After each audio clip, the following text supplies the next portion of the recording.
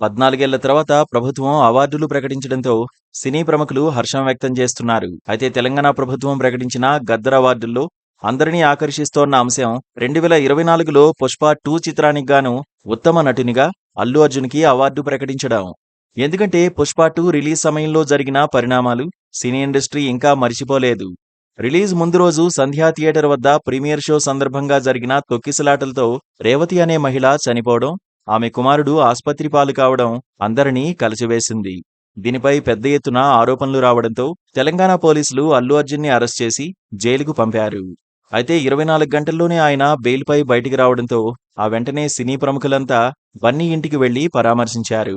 ఆ తతంగాన్ని యూట్యూబ్ ఛానల్లో లైవ్ ఇవ్వడం, ప్రభుత్వం అన్యాయంగా అరెస్టు చేసింది అన్నట్లుగా కొంతమంది వ్యాఖ్యానించడంతో ఏకంగా ముఖ్యమంత్రి రేవంత్ రెడ్డికి చిర్రెత్తుకొచ్చింది. ఈ ఘటనపై ఏకంగా అసెంబ్లీలో ప్రకటన చేసిన ఆయన అల్లు అర్జున్ తీరుపై తీవ్రస్థాయిలో మండిపడ్డారు. ప్రస్తుతం థియేటర్ల బంద్, కన్నప్ప మూవీ హార్డ్ డిస్క్ చోరీ కేసు ఇలాంటి వరుస వివాదాలతో సతమతమవుతున్న సినీ పరిశ్రమలో ఇప్పుడు చర్చంతా గద్దర్ అవార్డుల మీదే జరుగుతోంది. తెలంగాణ ప్రభుత్వం గద్దర్ అవార్డులు ప్రకటించడంతో చాన్నాళ్ల తర్వాత తెలుగు సినిమా ఇండస్ట్రీలో జోష్ కనిపిస్తోంది.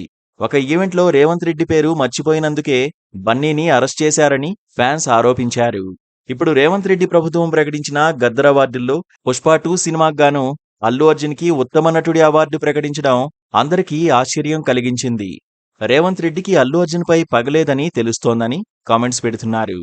గద్దర్ అవార్డులను రాజకీయ కోణాలు, వ్యక్తిగత సంబంధాలను బట్టి నిర్ణయించలేదని, జయసుధ నేతృత్వంలోని జ్యూరీ టాలెంట్ చూసి మాత్రమే సమన్యాయం జరిపి అవార్డులు ప్రకటించిందని మరికొందరు అంటున్నారు.